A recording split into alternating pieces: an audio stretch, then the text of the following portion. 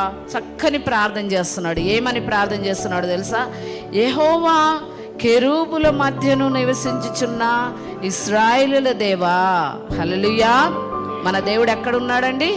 కెరూబుల మధ్యలో నివసించే దేవుడు, ఆకాశమందు ఆసీనుడైన దేవుడు, భూమి మీద ఏమి జరుగుతుందో అంతా తెలుసుకున్న దేవుడు, అందరి హృదయాలను తెలుసుకున్నటువంటి దేవుడు. కాబట్టి రాజుల గురించి దేవుని సన్నిధిలో అంటున్నాడు, ప్రభువా కెరూబుల మధ్యలో నివసించుచున్న మహాదేవా, నా ప్రార్థన నువ్వు అంగీకరించు. నేనే ప్రార్థన చేయాలని అనుకుంటున్నాను నీకు బాగా తెలుసయ్యా. ఇదిగో భూమి ఆకాశములను కలగజేసిన అద్వితీయ దేవా, నీవు లోకమందున్న సకల రాజ్యములకు దేవుడవై ఉన్నావు.